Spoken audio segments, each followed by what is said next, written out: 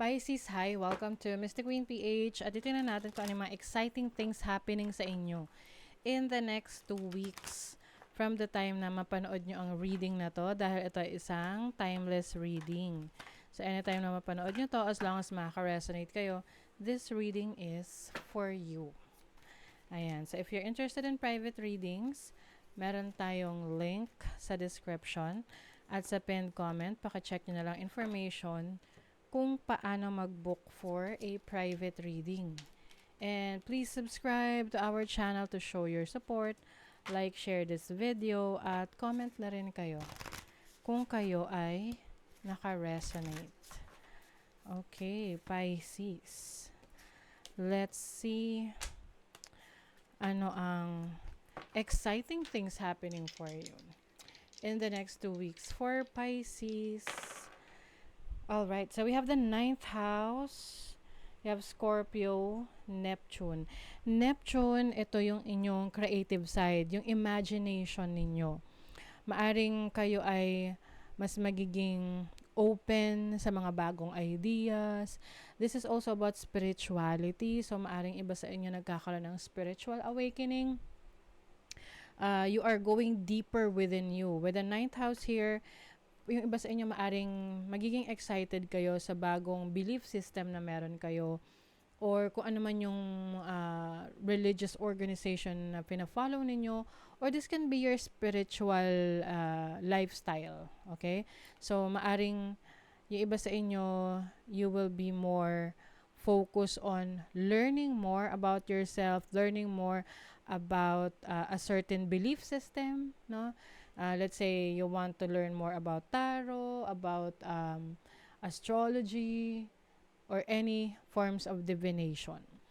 9th house is also about yung pagtatrabaho sa ibang bansa.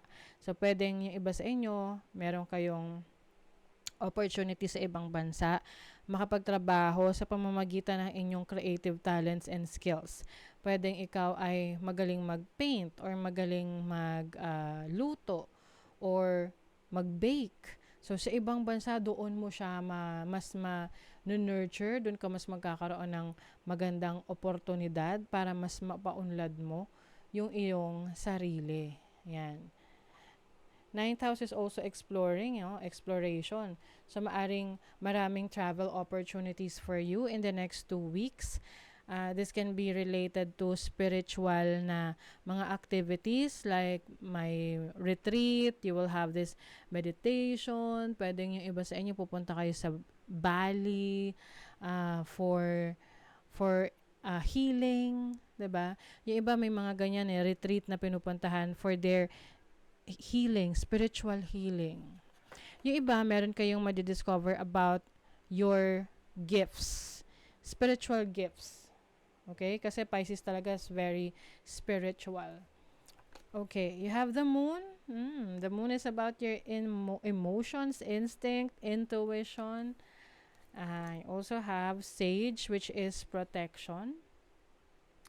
Maaring in the next 2 weeks, meron kang mga gagawing mga activities, rituals that will protect your energies or protect the people around you. You also have the star. You are the star of the show. You have the moon and the stars. The moon, di ba ang moon, tsaka yung star, nakikita natin yan sa gabi, most of the time. Oo, sa madilim na panahon. So, I think, this is about your hopes, your dreams, your goals, na hindi ka pang hihinaan ng loob, na i-explore, na abutin, yung mga pangarap mo. Okay? The moon is also about yung kung gaano mo kagusto ang isang bagay. Yung parang, yung deeper way of loving something. It's like your devotion. Devoted ka sa isang bagay. So, I feel like magiging devoted ka sa pangarap mo. Devoted ka sa mga goals mo na gusto mong matupad. And with the sage here, this is about you protecting your goals, protecting your dreams. Na hindi mo hahayaan na maapektuhan ka ng ibang tao na anything that is negative. This is about cleansing as well. Paglilinis, pagtatanggal ng mga negative energies around you. Pwede tong literal na paglilinis ng bahay, paglilinis ng workplace mo, ng area mo. Kasi kapag magulo, makalat, marumi ang isang lugar, nag-i-invite rin yan ng negative energies that will nakaka-apekto yan ng iyong productivity. But for some of you, number 1 is to cleanse your space, to cleanse the energy, to cleanse yung iyong mindset para mas maging focus ka doon sa mga gusto mong ma-achieve sa buhay. The stars also divine guidance, divine direction. So I think mas magiging inspired ka na abutin yung pangarap mo, ano man tong pangarap na to dahil may iba-iba tayong pangarap. And this is also about self-reliance. Pagiging independent, na alam mo na ang unang-una mong pwedeng asahan ay yung sarili mo. Kaya kailangan mong i-nurture, pangalagaan yung sarili mo. You have the 9 of Swords. May mga bagay kang ino-overthink. Okay? Na kailangan mo nang i-let go. Sabi nga kapag hindi mo kontrolado ang isang bagay, you surrender. And the moment you surrender, things fall into places. 'Di ba? Yung tipong hindi ka nagre-resist, hindi mo pinakikialaman ang plano sa iyo ng Diyos, ang plano sa iyo ng universe. You have the Knight of Wands. This is about taking risks.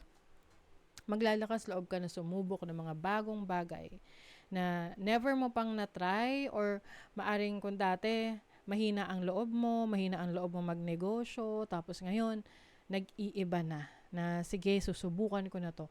O yung iba sa inyo, mahina ang loob na mag-abroad. O ngayon, iba sa inyo, susubukan nyo na yan. Okay? Depende yan sa desires ninyo kasi iba-iba tayo ng heart's desires.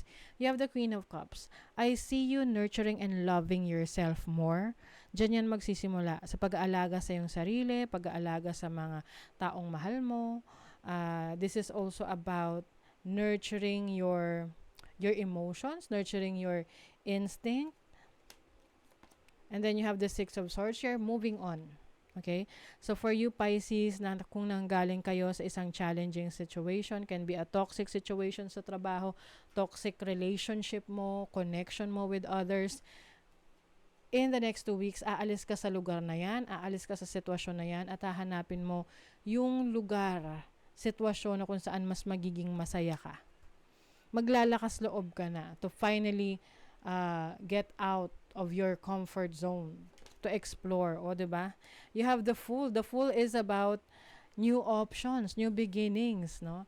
Maaring you will be presented with options na ito, and pipiliin mo rito. So, pipiliin mo kung saan ka makaka-experience ng bago. Okay? Yung iba sa inyo, pwedeng aalis sa isang relationship. Dahil, yun yung nagbibigay sa'yo ng stress. Yun yung nagbibigay ng conflict sa buhay mo. And, finally, you will explore the world on your own nang hindi ka natatakot. Kasi pwedeng noon, takot ka na ikaw lang yung gumawa, ikaw lang yung mag-take ng step, kaya hindi ka umuusad. So ngayon, wala ka nang kailangang hintayin. Kasi yung sarili mo na lang talaga ang magde-decide kung kailan ka kikilos. You have Cavalier, so some of you, meron ditong, meron ka magiging kaibigan na very supportive sa'yo, na laging nandyan, someone who will help you. Minsan kasi kahit isang kaibigan lang na totoo, okay na yun eh, 'di ba? Hindi mo kailangan ng sangkaterbang kaibigan kung ito naman ay hindi totoo sa'yo. You have Bear, so ito yung financial situation for some of you na kailangan yung proteksyonan ang inyong finances. When it comes to your resources, maging maingat kung saan mo dadalhin, gagastusin yung resources mo or gagamitin yung resources mo kasi pwede tong ma-misuse or ma-mishandle. Okay? And then you have the key. The key is para solusyon siya sa problema. So challenges, normal yan, meron tayong ma-encounter na problema, pagsubok. Ang importante is alam natin kung paano natin yun susolusyonan. So I'm seeing you finding a solution to a problem that you will encounter in the next 2 weeks.